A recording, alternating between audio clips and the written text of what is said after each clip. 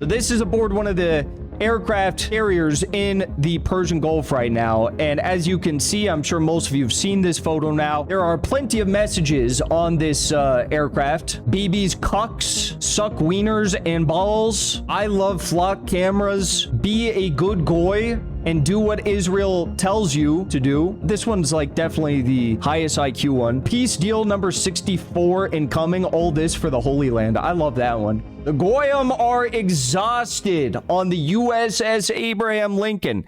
They've got mold growing from every crack and crevice of this ship.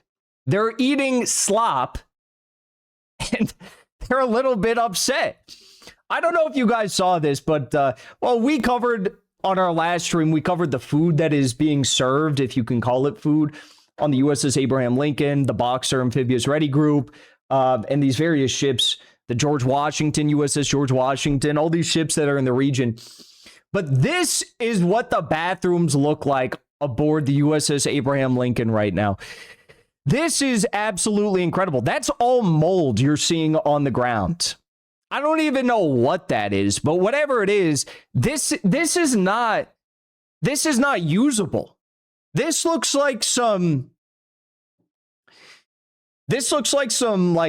creepy cutaway scene you would see in season 3, episode 8 of Twin Peaks, when they're showing like evil Bob and the pathogens coming into Twin Peaks or something when the nuclear bomb explodes. Like, I don't even know what the hell this is. This ship, by the way, underwent a major resurfacing. What, just like a year and a half ago or something? How the hell does it already look like this? That had to have costed tens of millions of dollars to completely resurface the whole ship. And it looks, yes, it literally looks like this ship is some relic from Chernobyl. That's what it looks like. What the hell is this? Why are our taxpayer dollars going to this, but it's not actually solving anything? Okay. So apparently, people on this ship are really pissed off. This is one of the funniest things I've ever seen in my life. We're going to go full screen for this. I actually was laughing when I saw this. I was laughing out loud because I was like, wow. I knew it was bad. I didn't know it was this bad. You know, clearly the sailors aboard the USS Abraham Lincoln are taking a listen to what we've all been saying. And they stand in solidarity with us, it appears. Because this is aboard. These are messages that are etched into the wing of an aircraft in the Persian Gulf, and Operation Epstein Fury. And these images were shared with Trita Parsi directly from sailors aboard one of the ships. So this is aboard one of the aircraft carriers in the Persian Gulf right now. And as you can see, I'm sure most of you have seen this photo now. There are plenty of messages on this aircraft. BB's cucks, suck wieners and balls. I love flock cameras. Be a good goy and do what Israel tells you to do. What does that say? Spaghetti? Operation Epstein Fury, as you can see up in the middle right here. Let me show you with my mouse so you can see. This one's like definitely the highest IQ one. Peace deal number 64 incoming. All this for the Holy Land. I love that one. Poop. It says poop here. What else does it say? I can't read what this says over here. I can't read what that one says. I love Israel. I am a good goyim. Folks, the sailors aboard... Fake? Scott Ritter saying much of this is AI. Well, there's been absolutely no proof. No one from the U.S. military has come out and said this is fake. No one from the U.S. military has said with this. The U.S. military is still getting over the crisis of 6 of their sailors jumping overboard this week as they frantically tried to replace the USS Abraham Lincoln with another warship that they're sending to the region. I think it's the George Washington, but the George Washington also has the same exact problems ongoing. They're also being fed slop. Their ship is also breaking down. So what is more out of the question here? Is it more out of the question? Is it, more impossible to assume that this is AI or that these scribbles are actually real? Because it's gotten so bad that 6 U.S. Navy sailors jumped off the side of the ship this week. I saw someone say that, it looks like 2 people wrote all of this. Well, yeah, I mean, they're playing tic-tac-toe right here. It's probably just like 2 sailors scribbled all this stuff. Does that mean it's like fake? Or does that mean if 2 people wrote it or if 1 person wrote it, does that mean that it's somehow like less meaningful? Because, by the way, if you write this stuff, take a picture of it and then send it to an Iranian American journalist, you're probably going to have some pretty big issues. You're probably going to have some pretty big issues moving forward. I've seen no one come out and prove that this is AI. And in the initial moments after it was shared, people ran this image through a bunch of AI detector image scan things, and it said it was real. And they all came back and said it was real. And there's no like community notes on this post. If it like came back as like AI on a bunch of it, if everyone was saying it was AI and stuff, well, it would have some community note because, I mean, X is controlled by Israelis, so obviously this would be like the first thing they community note. But this has 18 million views from a single post on X and not a single community note. I am going to go out on a limb here and say I think it's real. John Kiriakou thinks it's real. He covered this. This is about as bad as it gets. And the reason why it's gotten this bad, apparently, is because Pete Hegseth, our Secretary of War, has been focused a little bit too much on drinking and partying with his doing his photo ops and getting all sweaty as he can barely bench. How much can this guy bench? He can barely bench like a 45 on either side.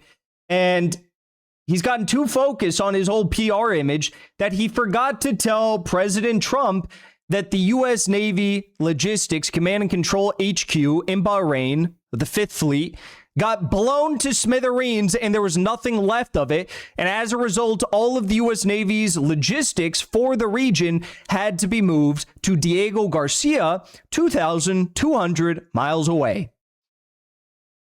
According to a report from MS Now, the USS Abraham Lincoln wasn't resupplied because Iranian strikes destroyed a key Navy resupply base in the Middle East. We covered this already, but the real problem here is that Pete Hegseth didn't tell anyone. He covered up the real reason the USS Lincoln wasn't resupplied.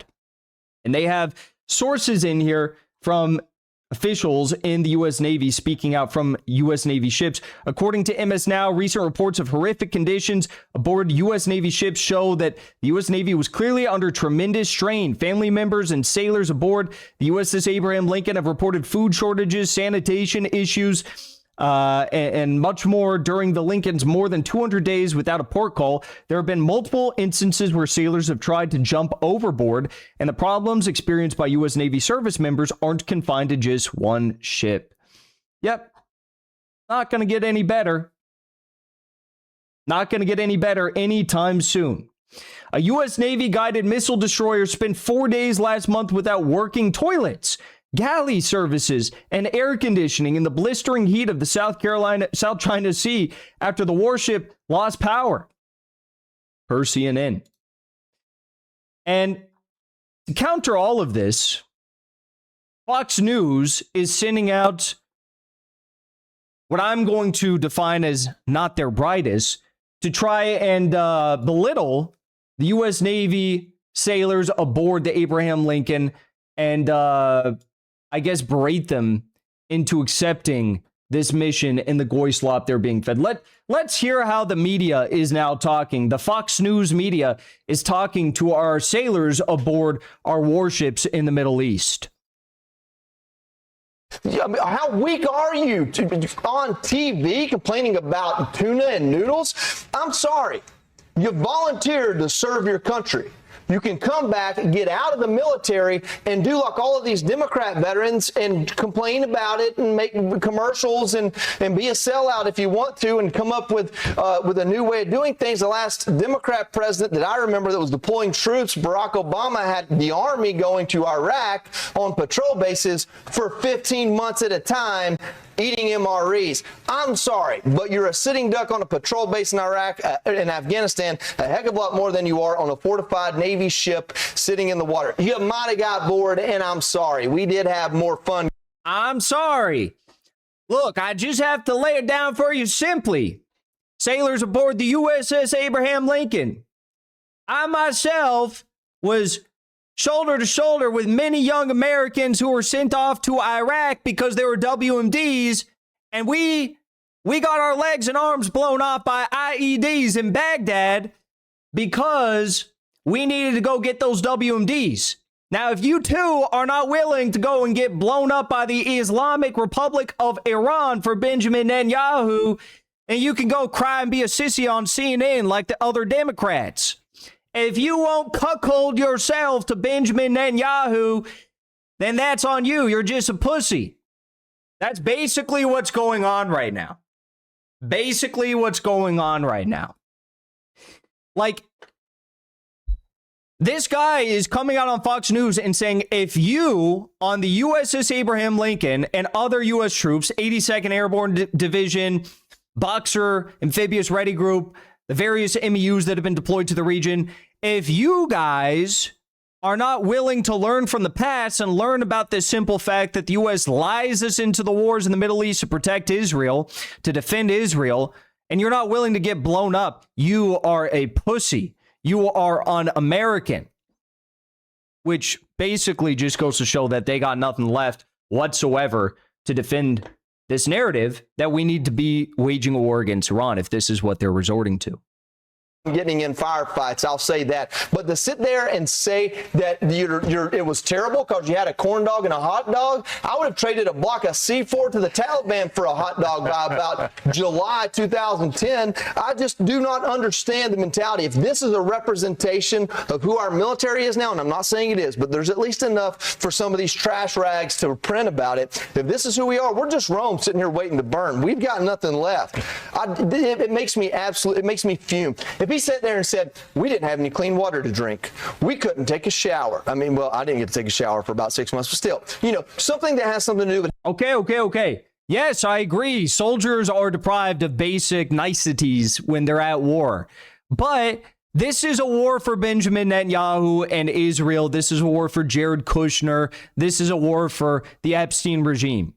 The difference between this war and any other war where soldiers are willing and able to, I guess, endure these cumbersome conditions is that these soldiers don't believe in the war they're fighting. It is true that when at war, you do have very difficult conditions. You might have to eat a potato a day.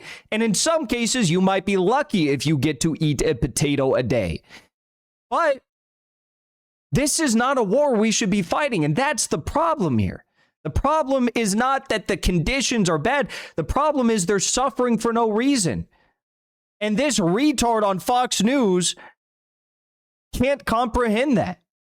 He really honestly does believe that U.S. soldiers should be dying for Benjamin Netanyahu.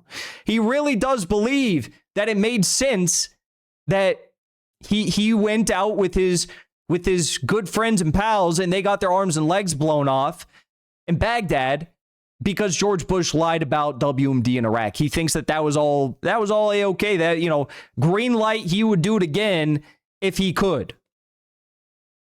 That's the problem here. And that problem is not going to be solved by a Navy logistics base, a second logistics base in Diego Garcia. That problem's not going to be solved by some, belligerent, half-drunk, screaming psychopath with PTSD on Fox News berating our soldiers, that's not going to fix the problem either. The only thing that's going to fix this problem is to actually respect our troops by bringing them home, getting them out of harm's way, ending this war. That's what's going to solve the problems. That's what's going to actually protect our troops, is not putting them in harm's way for Benjamin Netanyahu. If he looks like he's of fighting age, if he wants to go out and fight once more for Benjamin Netanyahu and leave his Washington, D.C. or New York City Fox News studio, cushy multi-million-dollar contract, air conditioning as he's berating these troops to go and die for Israel, be my guest. You can go. You can go. But those soldiers, they don't want to be there. They don't want to be there. They didn't want to die. They did die. They've been injured. They're suffering. They're living under these horrible conditions and for nothing at all. Before you leave, I want to say thank you for the support, because after 2 years of being banned, we are finally back home on YouTube. So be sure to subscribe to our channel and also join as a member on our channel using the link at the top of the description. I rely on the generous support of viewers like yourself to get the truth out to as many people as possible. You can also support the show on Locals or Give Sin Go. The mainstream media and the powers that be are never going to stop attacking us for bringing the truth to as many people as we do. Thank you so much for your support.